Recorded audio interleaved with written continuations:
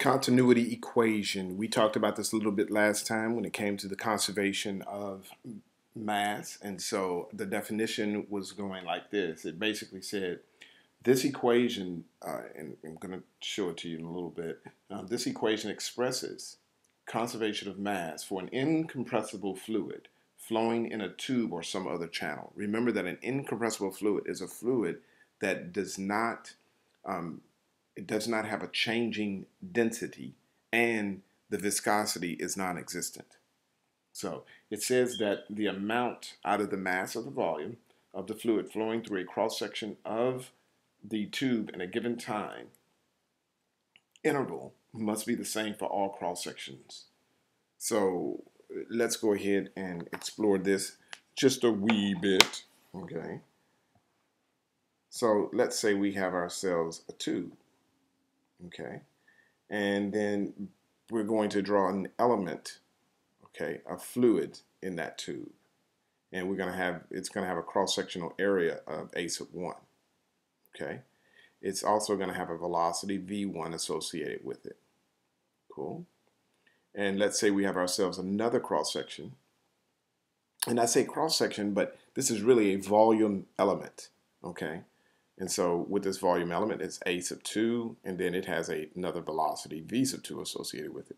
Now, each one of these have a certain distance about them, and that distance, or how can I say this, height. This height is just going to be the velocity times the time. Now, you kind of can know that because basically what we're saying is that this is, if you could take a slice of area and then move it through time, you're going to get the distance that area moves. Okay, so that is going to be our distance. And remember that velocity is just equal to distance over time. So distance is equal to velocity over time. So this little element is just v sub 1 times delta t. Okay, we'll have the same thing on the second element, but it's going to be v sub 2 times delta t. So all of this is occurring in the same time. So the first element, which is in red, and then our second element, which is also in red, and basically I'm just coloring this up, and it's going to flow through this fluid here. Oh, that was nice. Let me back that up. So this first element is going to flow through this fluid. I didn't realize it was going to flow like that. That's sweet. Okay. And thus, according to the continuity equation, the volume is equal to, and we can define our volume. Our volume is just going to be the area of the element times the height of the element. And the height, or the distance of the element, is v sub 1 times delta t. So we're just going to multiply a sub 1 times v sub 1 times delta t. So here we have v sub 1 times delta t times a sub 1.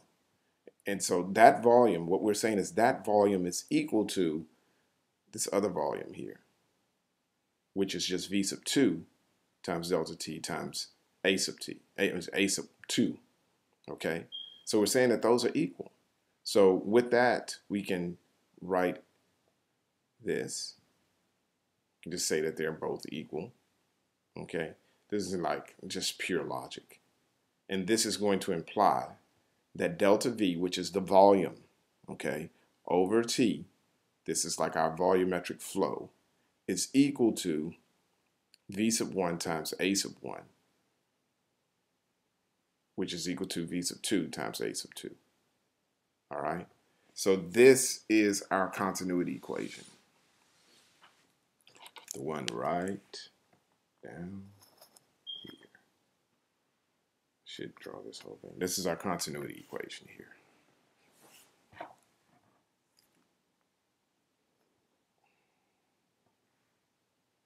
And again, it is saying that the amount of fluid flowing through a cross section of the tube in a given time interval must be the same for all cross sections. So we just have two cross sections here.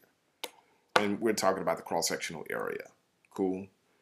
And again, if you go back and if a tube gets smaller, then that velocity, the velocity of that fluid must speed up. This is what we're talking about when we talk about the conservation of mass or the continuity equation. Hopefully that's clear.